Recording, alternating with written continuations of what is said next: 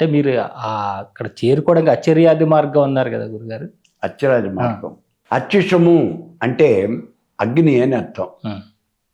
అగ్ని మొదలైనటువంటి మార్గాల గుండా ఆ మార్గాన్ని అత్యరాజ మార్గము అంటారు. అసలు ఈ అత్యరాజ మార్గం ఎందుకు వస్తుంది? మానవుడు అసలు మనకున్నవి ఇక్కడ 2 మార్గాలు ఉన్నాయి. ఒకటి ఉత్తరాయణము, రెండోది దక్షిణాయనం. ఉత్తరాయణ మార్గము అంటే బ్రహ్మలోకానికి తీసుకుపోయే మార్గం, ఇది హైవే అనమాట. మరి దక్షిణాయన మార్గము అంటే ఈ దక్షిణాయన మార్గము అనేది పితృలోకాలకి తీసుకుపోయే మార్గం. అంటే స్వర్గాది లోకాలకు వెళ్తారు. స్వర్గాది లోకాలకు వెళ్ళి అక్కడ సుఖాలను అనుభవించే మానవుడు జీవించినంత కాలం ఏదో కర్మ చేస్తాడు. చేస్తున్న ప్రతి కర్మకి కూడా ఫలితం అనేది వస్తుంది. ఆ ఫలితాన్ని తాను అనుభవించాలి. అనుభవించాలంటే ఎక్కడ అనుభవిస్తాడు? మనం ఏదో చెప్తూ ఉంటాం, ఇక్కడ చేసిన కర్మను ఇక్కడే అనుభవించేస్తాడు అని. ఇది మనకి తెలిసినటువంటి మిడిమిడి జ్ఞానం. కర్మలో అనేక రకాలైనటువంటి కర్మలు ఉంటాయి. మనం చేసిన కర్మ ఫలితాన్ని కొన్ని రకాలైనటువంటి కర్మలకి ఫలితం ఇక్కడే అనుభవిస్తాం, ఇప్పుడే మరుక్షణంలో అనుభవిస్తాం. కొన్ని రకాలైన కర్మలకి ఫలితం ఈ జన్మలోనే కొంతకాలం తర్వాత అనుభవిస్తాం. కొన్ని రకాలైన కర్మలు మరణానంతరం అనుభవిస్తాం. కొన్ని వచ్చే జన్మలకు క్యారీ ఫార్వర్డ్ అవుతాయి. కొన్ని జన్మలకి క్యారీ ఫార్వర్డ్ అవుతాయి. అన్ని రకాలైన కర్మలు ఉంటాయి. ఇప్పుడు ఇవన్నీ ఉన్నాయంటే ఉన్నాయి. ఇమ్మీడియట్గా అనుభవించే కర్మ ఇది. మండుతున్నట్టు పొయ్యిలో కనుక డిప్పుల్లో కనుక వేలు పెడితే టక్కెమని కాలుతుంది. కాదు వచ్చే జన్మలోనే కాలుతారు అని అలా ఆగదు, కాలిపోయి అంటే ఆ ఫలితం ఇమ్మీడియట్గా వస్తుంది. అలాగే కొంతకాలం తర్వాత మనం అనుభవించే ఫలితము ఆ కర్మ ఏది? ఆ కర్మ ఏది అంటే మనకి ఇక్కడ దశరథ మహారాజు సంతానం కోసం పుత్రకామేష్టి యాగం చేశాడు. వెంటనే పుట్టేశారు ఆ పిల్లలు. యాగం అయిపోగానే లేదు కదా, సంవత్సర కాలం పట్టింది కదా. కాబట్టి ఈ కార్యక్రమం అంతా యథాప్రకారం జరగాల్సిందే. జరిగితేనే మీకు ఆ ఫలితం అనేది వస్తుంది. ఇప్పుడు మరణానంతరము పొందుతారు. మరణానంతరము పొందటం అంటే మనం దాన ధర్మాలు చేసాం, పాపపుణ్యాలు, దీనివల్ల స్వర్గలోకాలు, స్వర్గము నరకం. ఇది ఎప్పుడు వస్తుంది? చచ్చిపోయిన తర్వాత కానీ బతుకునిగా స్వర్గం నరకం రాదు కదా. కాబట్టి ఇవి మరణానంతరం పోతాయి. అలాగే మరు జన్మల్లో ఎన్ని జన్మలు పొందుతామో మనకు తెలియదు. మనం చేసిన కర్మ యొక్క ఫలితం అపూర్వము అంటారు. అది హృదయంలోనే దాక్కుని ఉంటుంది. అలా హృదయంలో దాక్కుని ఉన్నటువంటి ఈ కర్మ, అపూర్వము అనేటువంటి ఈ కర్మ ఎప్పుడు మనం అనుభవించాలో అది పరిపక్వం అయితే కానీ అనుభవించలేము.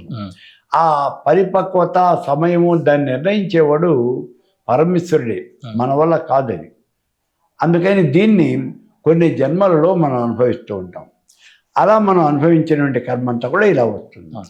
ఇప్పుడు ఈ అచ్చిరాజ మార్గం, ఈ కర్మశేషము అనేది ఇక్కడ మనకు ఉన్నంత వరకు పాపం కానీ పుణ్యం కానీ ఏదైనా మనం అనుభవించాల్సిందే. ఆ కర్మ ఫలితాన్ని అనుభవించడానికి ఈ భూమి మీద మనం మళ్ళీ జన్మిస్తూ ఉండాలి. అందుకే చెప్పాడు భగవత్పాదుల వారు, పునరభిజననం పునరభిమరణం, అలా మనం వస్తూనే ఉంటాం. మరి ఈ అచ్చిరాజ మార్గం అనేది ఎక్కడొస్తుంది?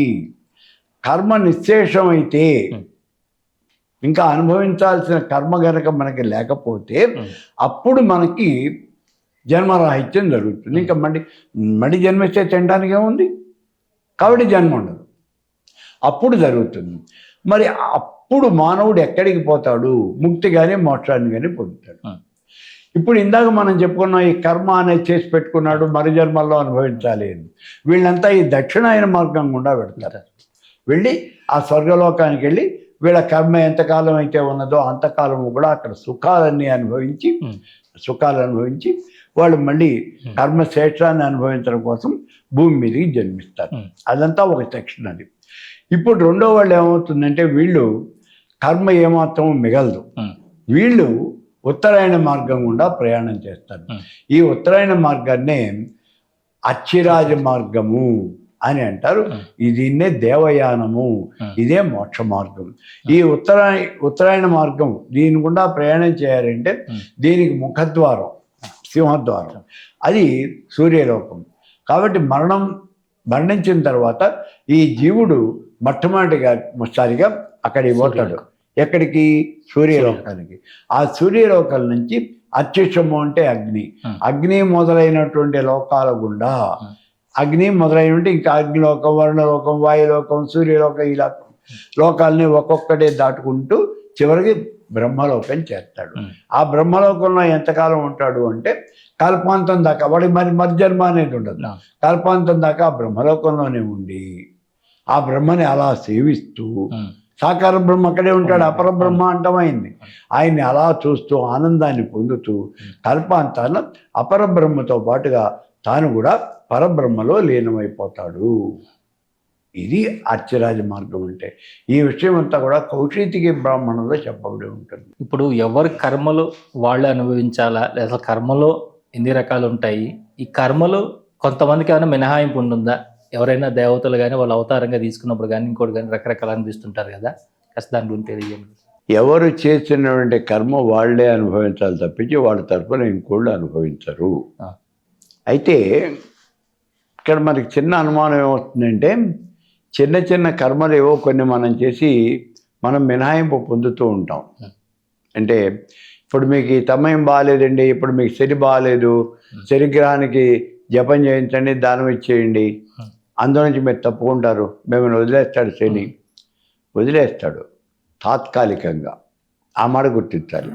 పర్మనెంట్గా కాదు, ప్రస్తుతానికి వదిలిపెట్టి వెళ్ళిపోతాడు. మరి ఈ కర్మ ఏమవుతుంది? మళ్ళీ జన్మలకు బ్రాడ్ ఫార్వర్డ్ అవుతుంది. మీ కర్మ మీరు ఈ జన్మలో అనుభవించాల్సిన కర్మ ఈ జన్మలోనే అనుభవించి తీరాలి, లేకపోతే మరు జన్మకి అది బ్రాడ్ ఫార్వర్డ్ అవుతుంది, మళ్ళీ జన్మకి వెళ్ళిపోతుంది అది. కాబట్టి అలా మీరేం చేయలేరు, మనమే అనుభవించాలి. ప్రతి మానవుడు కూడా తాను అనుభవించవలసిన చేసిన కర్మకి ఫలితం తాను అనుభవిస్తూనే ఉంటాడు. ఇందులో దేవతలకు మినహాయింపు ఉందా? దేవతలు ఏం దిగి రాలేదు, అందరికీ ఒకటే రూలు. దేవతలు కూడా వాళ్ళ కర్మని వాళ్ళు అనుభవించాల్సిందే. ఇంద్రుడు అహల్య దగ్గరికి పోయాడు, తత్ఫలితంగా గౌతముడు శాపం పెట్టాడు, చచ్చినట్టు శాపాన్ని అనుభవించి సహస్రాక్షుడు అయ్యాడు కదా. కాబట్టి దేవతలు కూడా మినహాయింపు ఏం లేదు. ఇక్కడ ఈ మినహాయింపు ఉన్నదా అనేది ఒక్క చోట వినిపిస్తుంది మనకి. ఏమిటిది? పరమాత్మ కర్మ చెయ్యడు, ఇందా మనం చెప్పుకున్నాం. ఒకవేళ ఏమైనా చేస్తే అప్పుడు ఏంటి పరిస్థితి అంటే, ఎప్పుడు చేస్తాడు? పరమాత్మ ఎప్పుడైనా ఒకవేళ కర్మ చేసినట్లయితే మినహాయింపు ఏం లేదు, ఆయన చేసిన కర్మను ఆయన ఖచ్చితంగా అనుభవించాల్సిందే. ఎట్లాగా? అనుభవించడు కదా. అందులో ఇంకోటి, లోకం కోసం, దేశ రక్షణ కోసం, సమాజం కోసం చేసే కర్మలకి ఫలితం ఉండదు కదా. మరి పరమేశ్వరుడు ఆయన కోసం, సొంత కోసం చేయలేదు కదా, మరి ఆయనకు ఉండదు కదా. ఇది చాలా పెద్ద పరిస్థితి. ఇక్కడ చూడండి, ముందు పరమాత్మ కూడా ఆయన చేసిన కర్మని ఆయనే అనుభవించాలి. వైకుంఠంలో శ్రీ మహావిష్ణువు ఉన్నాడు, ఆయన్నే మనం శ్రీహరి అని అంటాం. ఈ శ్రీహరి అక్కడ వైకుంఠంలో ఉన్నాడు. ఒక రోజున నారదుడు వచ్చాడు అక్కడికి. వచ్చి నారదుడు ఏమంటే భూలోకంలోకి వెళ్ళాడు. ముందు ఏదో ఒక రాజుగారు ఆయన కుమార్తె కనిపించారు. ఆ అమ్మాయి చాలా బాగుంటుంది. సరే, ఈ అమ్మాయి బాగానే ఉంది. నారదుడేమో ఘోటక బ్రహ్మచారి అయినప్పటికీ ఆయన పెళ్లి చేసుకోవాలనిపిస్తుంది. ఈ అమ్మాయిని చేసుకుంటే బాగానే ఉండే అని ఆలోచిస్తాడు. సరే, రాజుగారి దగ్గరికి వెళ్ళి, ఏంటి నీ కూతురికి పెళ్లి చేయవా అంటాడు. నా కూతురి పెళ్లి చేద్దామని చూస్తున్నానయ్యా, స్వయంవరం వేద్దామని, తడుపు చేద్దాం అనుకుంటున్నాను. ఆమెమో శ్రీహరిని తప్పించి ఎవరిని వివాహం చేసుకోను అని అంటోంది అంటాడు రాజు. అవునా అంటాడు. సరే, నువ్వు తడుపు వేయించు, స్వయంవరం ప్రకటించు అంటాడు. శ్రీహరిని తప్పించి అమ్మాయి ఎవరిని చేసుకోదు. ఈయనకి అమ్మాయిని చేసుకోవాలనుంది. చేసుకోవాలంటే ఏం చేయాలి? ఇప్పుడు ఈయన శ్రీహరి కావాలి. సరే, ఈయనకి తెలిసినటువంటి సోర్స్ ఒకటే శ్రీహరి. వైకుంఠంలో ఉన్నాడు శ్రీ మహావిష్ణువు. ఆయన దగ్గరికి వెళ్ళాడు.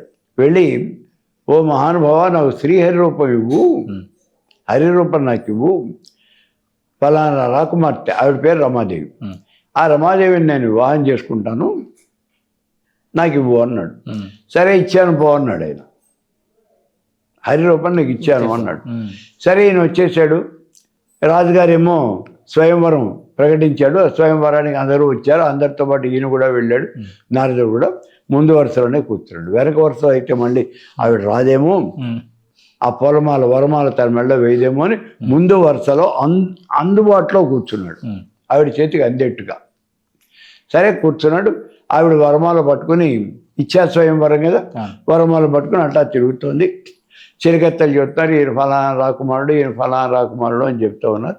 ఈయన దగ్గరికి వచ్చేప్పుడు నారదుడు అని చెప్పారు. నారదుడు నేనేను అన్నట్టుగా ఇట్లా మెడ తాపాడు, బాగా తప్పుతాడు. ఆ దగ్గరికి వెళ్ళిపోయేట్టుగా మళ్ళీ పొరపాటున ఏమన్నా వేయకపోతుందేమో అని మెడ బాగా తాపాడు. ఆవిడ మొహం తిప్పుకుని చేతిలో పక్క తిప్పుకుని వెళ్ళిపోతుంది. చాలా కోపం వస్తుంది. హరి వివాహం చేసుకుంటానని చెప్పింది, అంటే హరిగానే వచ్చాను కదా, ఎందుకు నన్ను పెళ్లి చేసుకోలేదు అని కోపం వస్తుంది. అసలు ముందు ఆ సభకి వచ్చిన వాళ్ళంతా ఈయన్ని గెయిల్ చేస్తారు. ముందు వాళ్ళు ఏదో నవ్వుతున్నారు అనుకుంటాడు, ఏం పట్టించుకోడు. ఇంకా నవ్వుతున్నారు. నవ్వుతుంటే ఎందుకు నన్ను చూసి నవ్వుతున్నారు అంటాడు. నీ మొహం ఎప్పుడో నువ్వు చూసుకున్నావా, నీటి కొలంలో ఒకసారి నీ మొహం చూసుకో, నువ్వేమిటో తెలుస్తుంది అంటారు. ఆయన వెళ్ళి అక్కడ నీళ్ళ కొలంలో, అప్పుడు అద్దాలు లేవు కదా, అందుకని నీళ్ళ కొలంలో తన మొహం ప్రతిబింబాన్ని చూసుకున్నాడు. అప్పుడు తెలుస్తుంది తన మొహం కోతిమొహంగా ఉంది. కోతిమొహం ఎందుకు వచ్చింది? వాడు చేశాడు. ఎవడు? ఆ శ్రీ మహావిష్ణువు, ఆ దొంగాడు వాడు చేశాడు. నేను హరి రూపం ఇమ్మంటే నాకు కోతి రూపం ఇచ్చాడు. ఉండు వీడు పని చెప్తాను అని పిచ్చి కోపం వచ్చేస్తుంది. తన వివాహం అయిపోయింది కదా, మహాకోపంతో వైకుంఠానికి వెళ్ళిపోయాడు. పిలిచాడు, ఏమయ్యా శ్రీహరి అని. ఏమిటి? నువ్వు హరి రూపం ఇమ్మని అడిగాను, నాకు కోతి రూపం ఇచ్చావంటాడు. నువ్వు హరి రూపం ఇమ్మని అడిగావు, నేను హరి రూపమే కదా ఇచ్చాను అంటాడు. హరి అంటే కోతి అని అర్థం, హరి అంటే విష్ణువు అని అర్థం, హరి అంటే కోతి అని అర్థం. కాబట్టి కోతి రూపం ఇచ్చాడు ఆయన. దాంతో ఏం మాట్లాడలేక నారదుడికి విపరీతమైన కోపం వస్తుంది. చూడు నిన్నేం చేస్తాను అంటాడు. ఎవరిని? శ్రీ మహావిష్ణువుని. సామాన్యుడైనటువంటి నారదుడు అంటాడు, నువ్వు నిన్నేం చేస్తాను అంటాడు. ఆయన నోరు తెచ్చుకుని చూస్తూ ఉంటాడు. నాకు ఈ జన్మలో వివాహం కాకుండా, నాకు భార్య లేకుండా చేసావు కాబట్టి నువ్వు భూలోకంలోకి వెళ్ళి నరుడుగా జన్మించు. నీ భార్యను ఓ రాక్షసుడు ఎత్తుకుపోతాడు. అప్పుడు ఈ కోతిమూకల సహాయంతోనే నీ భార్యను నువ్వు రక్షించుకుంటావు పో అంటాడు. శాపం పెట్టేశాడు, వెళ్ళిపోయాడు. ఆ శాపం కారణంగానే శ్రీహరి రామావతారం ఇచ్చాడు. దశరథనందనుడిగా జన్మించాడు. ఈయన భార్యని రావణబ్రహ్మ ఎత్తుకుపోయాడు. మరి కోతిమూకంగానే. కాబట్టి ఇక్కడ దేవతలైనా సరే తాము చేసిన కర్మ యొక్క ఫలితాన్ని తాము అనుభవించారా లేదా? సాక్షాత్తు శ్రీ మహావిష్ణువే అనుభవించాడుగా. అయిపోయింది. అవతరించి ముక్తాత్మ ఈ భూమి మీద అవతరించినప్పుడు ఒకవేళ ఏదైనా కారణం చేత వాళ్ళు కనుక ఏదైనా కర్మ చేస్తే ఆ కర్మ ఫలితాన్ని వాళ్ళు అనుభవించాలా మళ్ళీ అనుమానం. ఇప్పుడు రామావతారం ఎత్తాడు. ఆయన రామావతారంలో ఏం చేశాడు? చెట్టు చాటు నుంచి వాళ్ళని కొట్టాడు. అది ధర్మమా? కాదు. కాబట్టి మళ్ళీ జన్మెత్తాల్సి వచ్చింది. కృష్ణుడిగా జన్మెత్తి ఎప్పుడు మళ్ళీ యుగంలో. ఆ కర్మ ఫలితం ఎప్పటికి వచ్చిందో చూడండి, మళ్ళీ యుగానికి ట్రాన్స్ఫర్ అయింది. అది ద్వాపర యుగాల్లో ఆయన కృష్ణుడిగా జన్మించి, ఈ వారి బోయేవాడుగా జన్మించి, ఈ బోయేవాడు బాణం పెట్టి కొడితే అది ఆ కృష్ణుడి బట్టు మీదకి తగిలి అప్పుడు ఆయన అవతార పరిసమాప్తి అనేది అయింది.